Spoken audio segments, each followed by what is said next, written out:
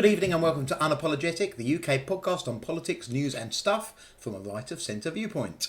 I'm doing a solo tonight, it's Steve, and what I thought I would do is play the most recent, not today's, but the previous Prime Minister's questions. And this is the one where Diane Abbott is asking the questions. So it could be a little bit different. I think there was some interest gathered, and I think we'll go through it and we'll just kind of see how it goes. So here we go. Applications. It's Diane Abbott. Mr. Speaker, yesterday marked the start of Black History Month, so I will begin by paying tribute to a young woman already making history this month. Dina Asher Smith became the first British woman in 36 years to win a sprint medal when she won silver at the 100 metres in Doha. Well, of course, this is the standard good news story at the beginning, but of course it is a good news story, so it's nice to see something that they can all agree on, at least. At this point, nobody's shrieking at each other or anything, but I don't suppose it will last for long. Tonight, she's aiming to go one better in the 200 metres, and I'm sure the whole house will wish her well. Yeah.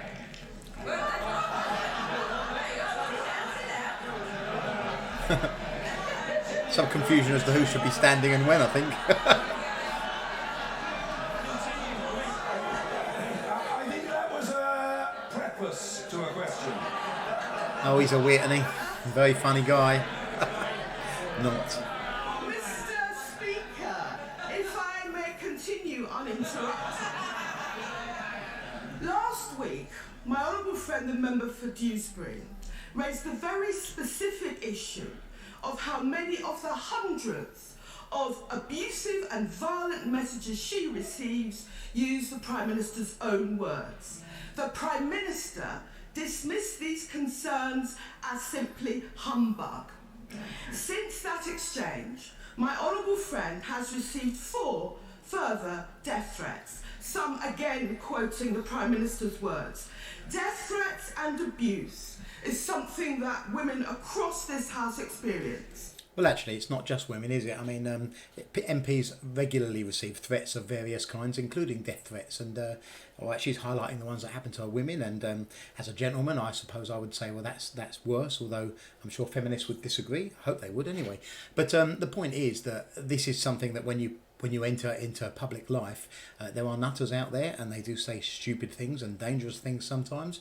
And you do kind of expect some of that to happen. I mean, you shouldn't have to. I certainly don't condone it, but it does happen, and it happens at every level too. So I think it's a bit rotten of her, really, to try and say, well, they're using the same words he uses. Well, we all use the same words, don't we? It's the English language, and I've seen some of the fairly unpleasant things that Labour members have said about other opposition parties, and mostly the Conservatives, and I'm sure that in some of the threats that Conservative MPs get, some of those words are used too, so I'm not sure that really stacks up.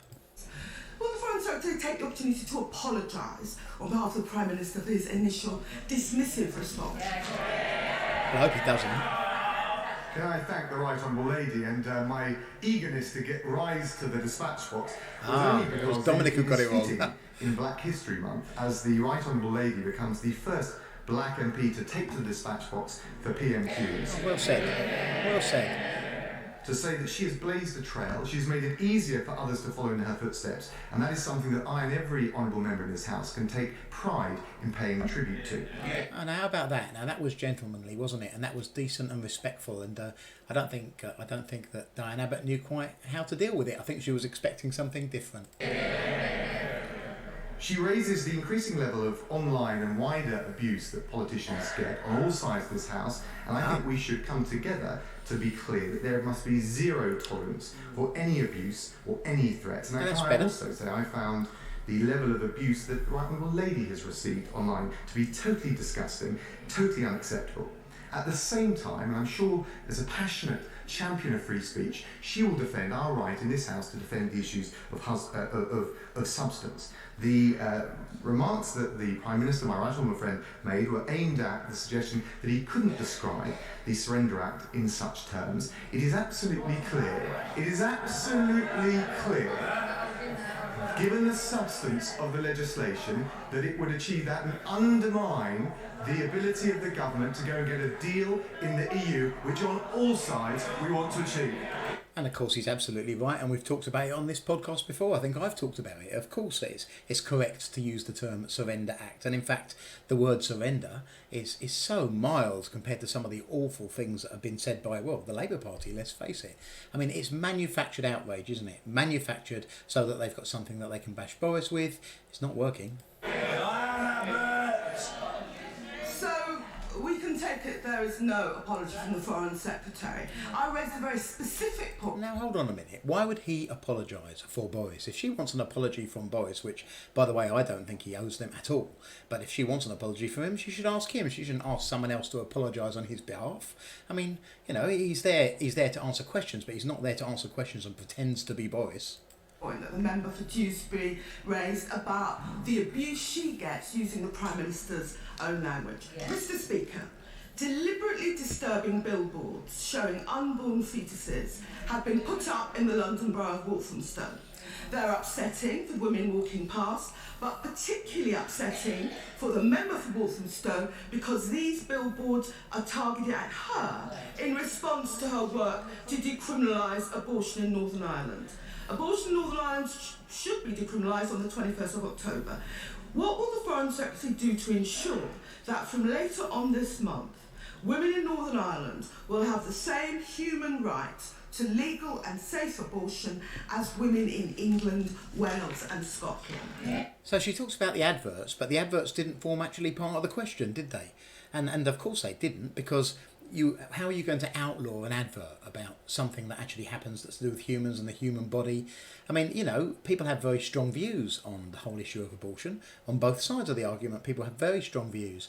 But to try and say that it's somehow shocking to show these pictures, well, it's an integral part of the debate, isn't it? I mean, if we're going to talk about these serious issues, we can't pretend they don't exist or pretend that somehow everything that happens is beautiful and wonderful when, let's face it, some of it isn't. Well, can I say to the Right Honourable Lady, and she's referred to the other Right Honourable member and the abuse that she's received, that I and all members of this House, I know, believe it is totally unacceptable. There is a place for free speech, but we should never allow that to cross over into abuse, intimidation or harassment.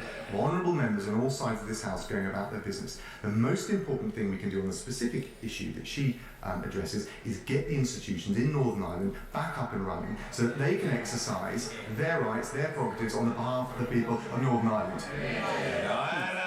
Perfectly good answer. Thank you, Mr. Speaker. I noticed the Foreign Secretary hasn't said anything about those horrific posters, not posters anyone would want to see, particularly... Now, hold on. She didn't put... She mentioned the posters in the question, but they weren't part of the question she asked. If you want to know how he feels about the posters or what he thinks should be done about them, you should ask that question. You shouldn't put it at the beginning, then ask a different question, and then be like, well, why didn't you talk about the posters? You didn't ask him to. Someone who's actually pregnant, as the member for Walthamstow is. Mr. Speaker, Labour last week reiterated its call to end the rape clause, which forces women to fill out a 4-page form to prove their child was born with rape to get financial help. Will the Foreign Secretary today back Labour's pledge to remove the abhorrent rape clause from universal credit? Well, I would say that we've looked at this issue and we continue to look at it. I think on this subject of using inflammatory language, it's incumbent on all sides of the House to be very careful about it. But I know that my right honourable friend the Secretary of State for the DWP, looks at this and will continue to take questions and scrutinise this very carefully so we get the balance right. Of course, I would just gently say to her that on the Labour side, they want to abolish universal credit and engage in an open spending spree on handouts. That is the wrong thing to trapping people into the welfare trap. On our side, we want to help those people from the poorest backgrounds get into work, and our record speaks for itself. And this is why I like Dominic Raab, because I mean he is clearly a proper conservative. He thinks in a conservative way. His policies are broadly conservative all the time, I think. I thought he was a great contender for leader, but obviously Boris is doing really well. And he makes a good point here, because this is the point that the conservative side do not make often enough. There is nothing nice about trapping people in poverty forever. And when you're overly generous with welfare, when you make it so that instead of being a safety net, it becomes a hammock, in the classic phrase, then the situation that you create is that it becomes more sensible from a logical point of view not to work than to work. And what you do is you trap people. You trap people forever in this situation where they're constantly getting a handout. And Labour love it. Of course they love it, because when they trap somebody like that, they guarantee their vote. You don't not vote for the party that's giving you all the things. And so this is how they do it.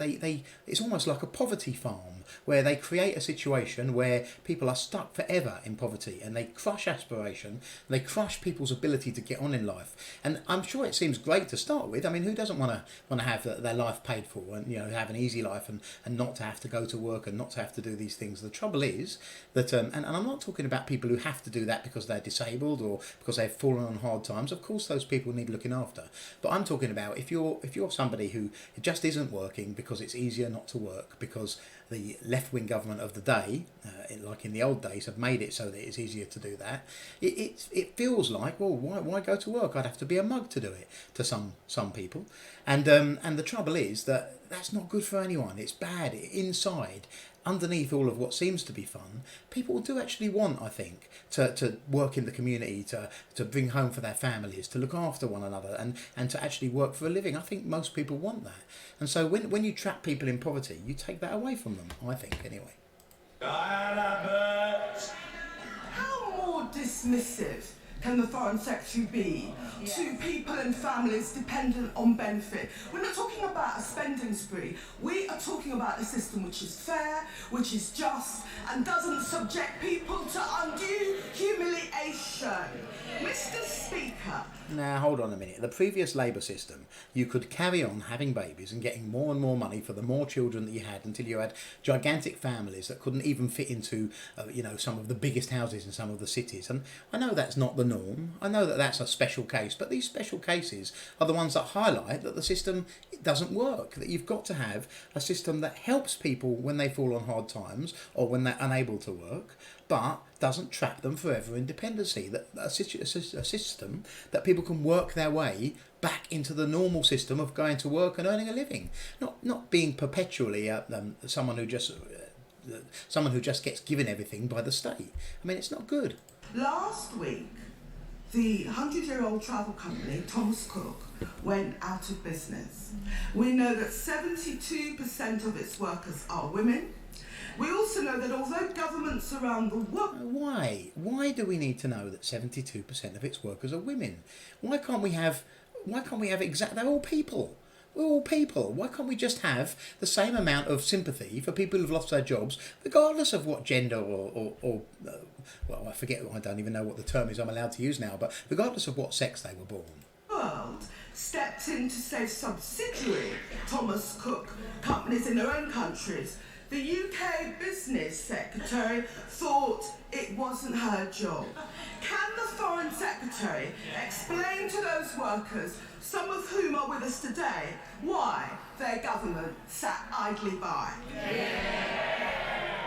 Well, first of all, I would say to the Shadow Home Secretary, we didn't sit idly by. The efforts of the government to make sure that those holiday makers and those travellers who are caught overseas could be returned back to the UK, coordinated by the Transport Secretary, have been very effective, and that has required a huge amount of cross-government work, including in my own department. In relation to whether the government should step in and bail out Thomas Cook, it's very clear, if you look at the financing behind it, that it wouldn't have rendered the company more sustainable. It wouldn't have saved the jobs in the long run, and we are of course concerned to make sure that in the long term we've got a sound economic basis. We've created 3 million new jobs in this country since 2010. We'll continue with that.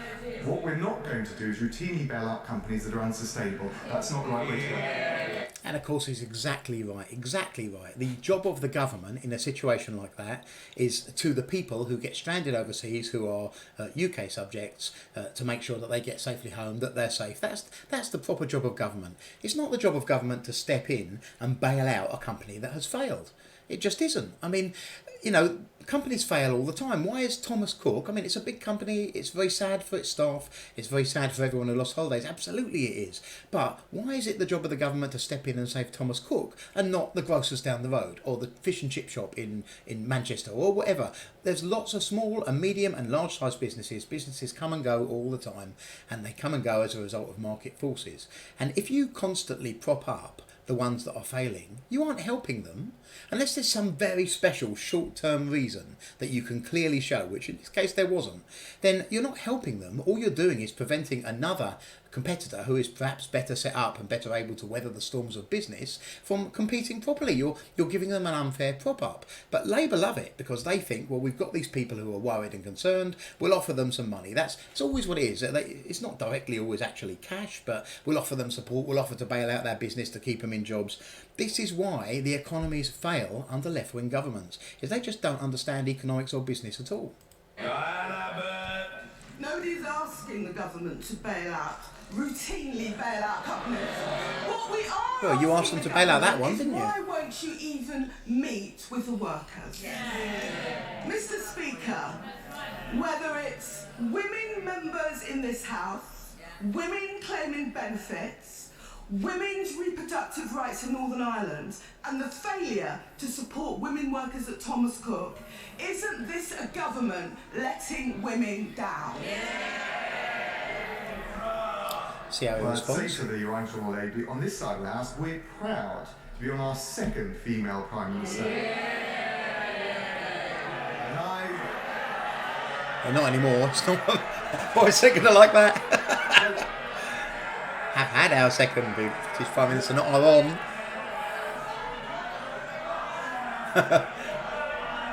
Oh, I want to hear the First Secretary's answer. He's embarked on his answer. I want to hear it, I think the House want to hear it, and everybody else will want to hear it. Mr. Raab. Mr. Speaker, the Labour front bench are pointing to my right honourable friend. Well, I'd like to take that opportunity to pay tribute to the right honourable member for Labour. For her accomplishments in tackling human trafficking, for her accomplishments and drive to tackle violence against women, and for the domestic violence bill that we'll be introducing in this House today for further debate. See, now the difference between the Conservative and the Labour approach, you'll notice the Conservatives are tackling actual policies that help deal with actual injustices and crimes perpetrated against women, as well as, of course, men and other types. But the Labour side just keep going, women this, women that, women this. It's a deliberate attempt to create a division, to try and pretend that they are somehow special for women. And I don't think women fall for it. I mean, certainly, I don't know that many left-wing women, I suppose, but the Conservative and right of centre women that I know broadly don't want any special treatment. They want to be able to work alongside men and do the same things and have the same opportunities and work towards the best outcome they can achieve. And I think that's what most people want. We don't need this constant language of division. Diane Abbott. The Foreign Secretary hasn't mentioned the fact that there are over 600,000 more women and girls in poverty now than in 2010. And can I just say gently to him, I was a member of this House when Tory MPs defenestrated the then female Prime Minister, Mrs. Thatcher. And I've been a member of this House. Oh, give me a break. You guys cannot stand Mrs. Thatcher. You never miss an opportunity to bash Mrs. Thatcher. But now, suddenly, her name pops onto your lips when it suits you. I've been a member of this House when Tory MPs worked their will to the immediate the immediate female Prime Minister. And it seems to me that Tory members of Parliament may on occasion make women their leaders, but they need to learn,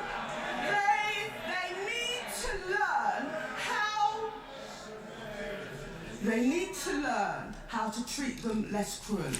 Ah, that's despicable. Absolutely despicable. Leaders of political parties come and go. They have their time, they get toppled, sometimes it's through political machinations. It happens in every party and has happened throughout the history of politics. It's absolutely normal. Is she suggesting that female leaders need some sort of different process to men? Because that's not feminism, that's not equal rights, that's demanding a sort of special status. She's suggesting that women they can't deal with it, it's too harsh for them, you need to stop being so cruel. I'm sorry, but the women I've encountered in politics are every bit as tough as the men, if not tougher. And it's absolutely ridiculous to say that they need some sort of special kid gloves used. Can I just gently say to the Shadow Home Secretary in relation to Margaret Thatcher that if she wants to talk about treating them better, she might have a word with the Shadow Chancellor, who talked about going back in time to assassinate her. Absolutely. That's not appropriate language on her side. She talked about Labour's record. Can I just remind her that because of Labour's economic mismanagement, we saw female unemployment rise by over a quarter. Now they want more debt, more borrowing and higher taxes. On our side, we're proud. Female employment at record lows, higher percentage of women on FTSE 100 boards, and the gender pay gap at a record lower than under the last Labour government. Order. Good answers. Good answers. Order.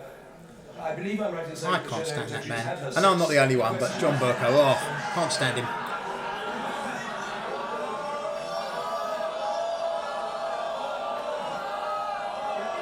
There will be more.